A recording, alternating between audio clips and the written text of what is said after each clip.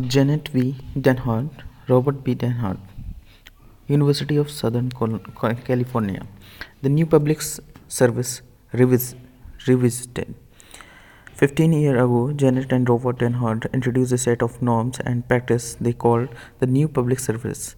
Their perspective was created as a counterbalance to the popularity of reinventing government and the larger wave of new public management that began in 1980s. In this anniversary essay, the Denharts scan the landscape of public administration to assess how the principle of new public service have fared against the new public management. Abstract. The new public service describes a set of norms and practices that emphasize democracy and citizenship as the basis of for public administration theory and practice. This article revisits some of the core arguments of the new public service and examines how they have been practiced and studied over the past 15 years. The other authors conclude that neither the principle of the new public service nor those of the new public management have become a dominant paradigm, but the new public service and the ideas and practices consistent with its ideals have become increasingly evident in the public administration scholarship and practice. First appearing as a Public Administration Review (PAR) article in 2000 and later as a book, The New Public Service 2011 presented a set of ideals and the related practices emphasizing democratic norms and the citizen engagement in conduct of public administration, offered as an alternative to the new public management popularized by the Osborne and Galver's Reinventing Government 1992. The new public service addressed core questions about the nature of public service, the role of administration in governance, and the value tensions surrounding bureaucracy, efficiency, equity, responsiveness, and accountability. Our purpose was not to develop a set of novel ideas, but rather to give voice to the traditional and significant democratic perspectives we felt were becoming overshadowed by the new public management rhetoric of fixing a broken government by running it like a business. Certainly, the 15 years since the new public service appeared in PAR have been both remarkable and tumultuous, creating new challenges and opportunities for public service. In light of this dramatic change, we now ask how have the values of the new public service have been reflected in the scholarship and the practice over the past 15 years. At the risk at the risk of at the risk of oversimplifying, the new public service argues that the explicit consideration of democratic values and citizenship by public administrators will have benefited in terms of building communities, engaging citizens, and making government works more effectively. The proponents of the new public management, on the other hand, argues that use of market models and the values is the best way to understand the role and the operation of government and to ensure efficiency. Of course, public administration practice cannot be divided into two distinct camps, one reflecting market values and other reflecting democratic values. These are differences, however, in extent to which certain values are balanced or pursued related to other values. For example, few would say that citizenship a hallmark of the new public service is unimportant, and there are differences in how much emphasis is placed on fostering citizenship through dialogue versus offering individual customer choices. Likewise, it would be a rare public servant who would say that efficiency is not an important value. Rather, it is a question of the extent to which efficiency is or is not balanced with other values such as engagement and community building. If values are often mixed and muddied in practice, how and why might it be useful to argue one set of values against another set of values? It is our contention and that doing so we can make our assumptions more explicit and highlight potential value trade-off that might not otherwise have been considered. It should be made clear from the Outside that, we view both the new public service and the new public management as primarily normative rather than empirical arguments.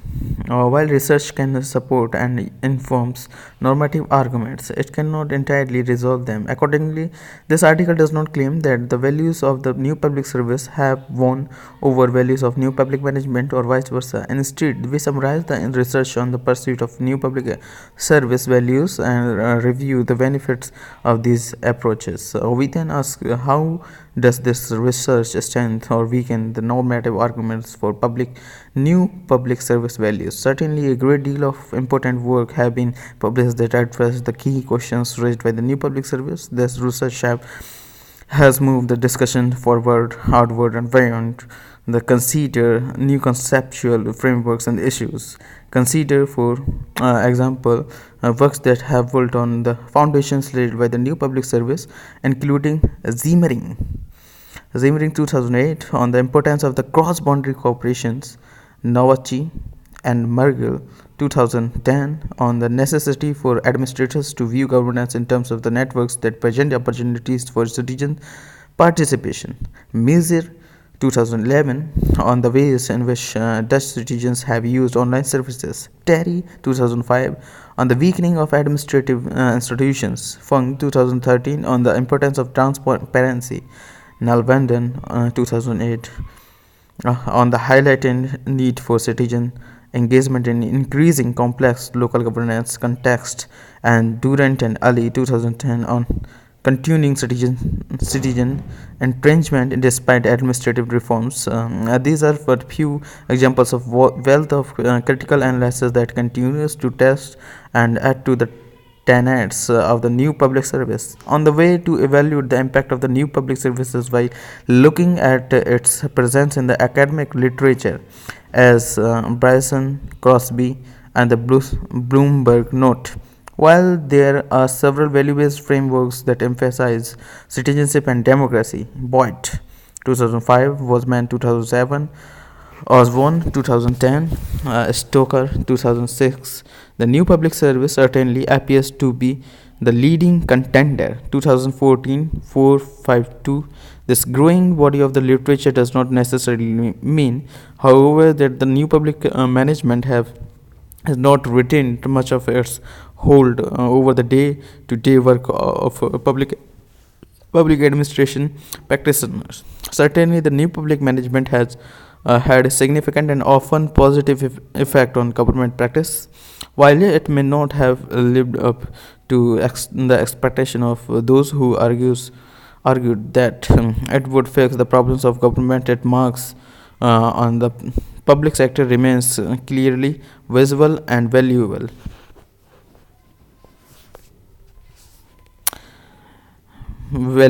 Efficiency is laudable value that will undoubtedly remain a hallmark of public administration practice. Calhoun, Arrow, and Terry. It is also the case, however, the field of the new public administration ardor for new public management has noticeably cooled over the last decade. According to Arad Selders and the Lee evolution of PR articles from 2000 to 2009, the new public management dominated the study and the practice of public administration and the practice of new public administration over the past 3 decades. They point out, however, that during the past decade, NPM increasingly met with the criticism of its limitations and advantage. Selders and the Lee observe, for example, that the success of the NPM is new public management is based on the administrative capacity of government. See Brown and Potosky, Young, Hess, and Lee. That is, that it has not paid adequate attention to politics, law, culture. Haruna, 2003, Kessel, 2008, Riccusi, and Thompson, 2008. That it is less efficient and effective than expected. Leland and the Smirnova, Lankowski, and the Perry, 2000, Moynihan 2006, Thompson 2000, and that there remains a disconnect between theory and practice. When Slack and Vansilak 2003, Williams 2000. Some scholars maintain that legislative and judicial constraints have been overlooked. Reed and Meyer 2004. That NPM has eroded accountability to citizens and civil societies. Akanvari and the Kluwer 2004, Kelly 2005, Romzek and Johnston 2005.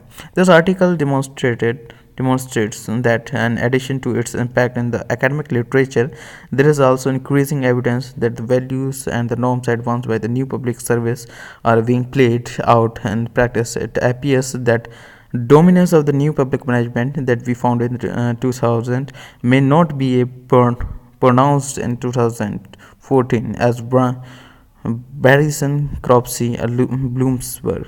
Also, just new public management is supplanted traditional public administration in 1980s and 1990s as the dominant view. A new movement is now underway, what that is likely to eclipse it. The new public service was organized around 7 core arguments related to the role of the public service in facilitating citizenship and promoting democratic governance. In this section that follows, we distill these arguments into 4 main questions in order to present an update on the development of the related theory and practice since original publications. Does citizen engagement works? How have the values of the public interest and collaborative leadership been expressed in practice? Has the reliance on market models of entrepreneurship and privatizations decreased? Are we rowing, steering, or serving? We conclude with an assessment of the possible future directions for the field of the public administration as it struggles to match its practice and its deals. Does citizen engagement works? And the new public service, we suggested that the work of public servants cannot accurately be described as a simply responding to the demands of the customers of a speedy and efficient solution to the individual problems. Rather, we argued that the public service should focus on creating opportunities for citizenship by forging trusting relationship with members of the public and the working with them to define public problems, develop alternatives, and implement solutions. Does citizen engagement work? Have citizen engagement strategies been used and resulted in the benefits to the citizens and the communities? The answer is resounding yes. Evidence shows that when deliberative processes are used to create two-way communications and agencies are responsive to what they hear, there are positive gains in terms of citizenship, trust, and the quality of decisions. For example, Verley and the Kford analyzed the results of 239 cases of the public engagement in the environmental policy making and found that it frequently produces decisions that are responsive to public values and substantially robust, but it also helps to resolve conflict, build trust, and educate and inform the public. They further found that the process used makes all the differences process in which agencies are responsive, participants are motivated, the quality of the deliberation is high, and the participants have at least a moderate degree of control over the process or more useful. In explaining citizens' engagement practice around the world, Ince and Woer found that when the collaborative process were used, the benefits become clear. There are numerous examples of collaborative dialogue in the budgeting that have resulted in agreements that were otherwise politically impossible. Dialogue has also been shown to diffuse racial tensions, build social capital, and enhance civic capacity. 2004 to 427. Traditional approaches to citizen participation do not work. The reverse argument also seems to be confirmed. If citizen engagement is done in an authentic manner based on the mistrust of the citizens and one-way communication with restricted access and little follow-through, not only will it not work, but also it may damage citizens' interest and reduce the capacity of the governance system. Innes and Woer. Legally mandated public hearings and the comment periods do not achieve genuine participations, fail to make people feel heard, seldom improve decisions, and do not involve a broad cross section of the public. Worse, these approaches antagonize the public and create greater polarizations in its and who were. Unfortunately, most of what is called citizen participation is not the sort of deliberative dialogue and engagement that is advocated by the new public service. So, in a sense, those who claim that citizen participation does not work are absolutely correct if they are referring to the traditional mechanism. Conversely, when done well, citizen dialogue and engagement have the opposite effect at world citizenship, trust, and capacity. This makes it very difficult to interpret the findings of studies that support a measure the effects of public participation when the participant is defined as everything from a public hearings to fill out a survey and attending a series of neighborhood meetings. When all those approaches are included, Wang 2001. It is not surprising that the result are mixed. Why do the reasons for seeking citizen engagement matter? Of course, while evidence shows that the effectiveness of the citizen engagement, the arguments behind the new public service are, as we have already said, clearly normative. How important are these values in decisions about how to use citizen engagement strategies? Are citizen engagement initiatives used for management or political expenditure, or because it is the right thing to do? Young and Calhan 2004 suggests that there are three possible drivers: the presence of pressures to do so from external stakeholders, the nature of managerial attitudes regarding the value of participation, perceived obstacles including resource capacity and structure barriers based on a survey of local governments. These researchers found that the citizen involvement efforts to reflect all three of these drivers, but public managers' attitudes had the greatest explanatory power. The most important factors in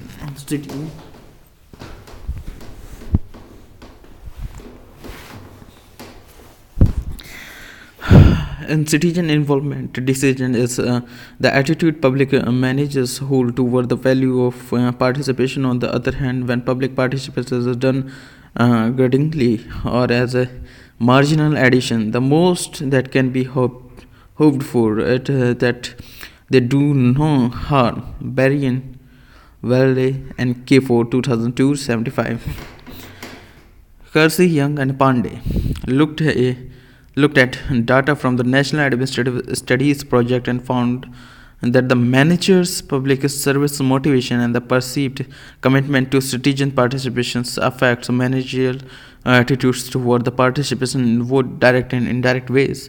In other words, recruiting and retaining public servants who have high levels of public service motivation, particularly when they perceive a high level of organizational support of participation, is likely to lead to desirable participation outcome. This suggests that the normative component of the new public service has important implications for practice if public engaged managers questions the traditional assumptions and the methods of citizens participation and instead value citizen engagement and dialogue as essential to democratic governance. They may be more likely to use approaches that are more intensive and be more responsive to what citizens says. Research says that they're doing so will likely have positive effects on decision making, citizenship, and governance. What approaches work best? Fortunately, practice have shown that there are many effective approaches to citizen engagement, and the argument for increased citizen involvement continues to gain ground. While there have long been barriers and the resistance to direct citizen participation in the government process, we have now reached a point that the Roberts 2008 has termed the age of citizen engagement. Public servants and their agencies have come a long way from the federally mandated citizen participation requirement for of the 1960s and 70s, and employ a variety of approaches and the mechanism for involving citizens in the phases of governmental decision making and action. As a result, citizen engagement is no longer hypothetical, it is very real, and public administrators are central to its evolution. Roberts.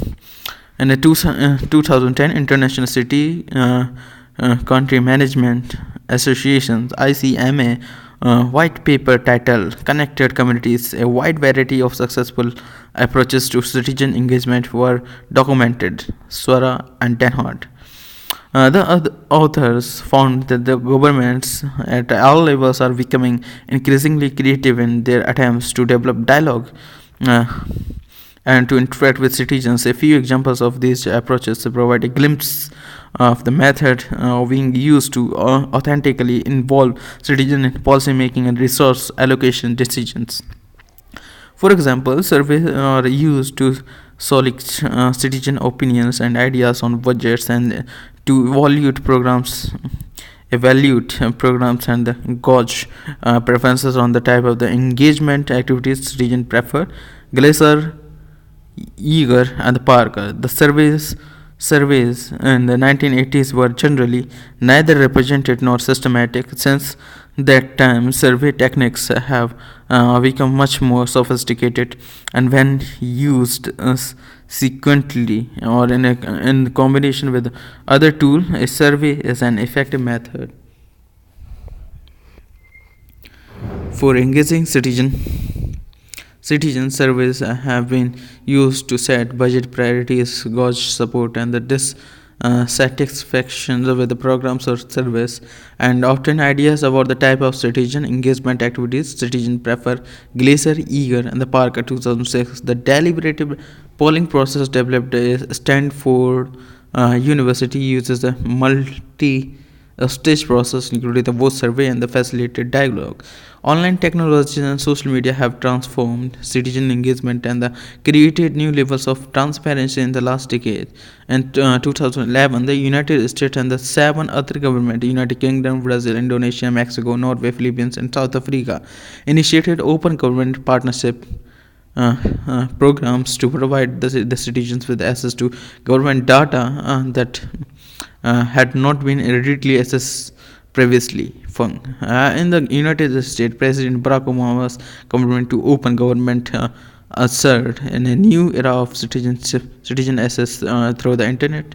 A 2011 assessment of the public participations in federal agencies under the Open Government Directive included examples from the federal department using crowdsourcing, online contests, online town halls, wikis, and a wide variety of social media to solicit input, world relationship, and encourage collaborations.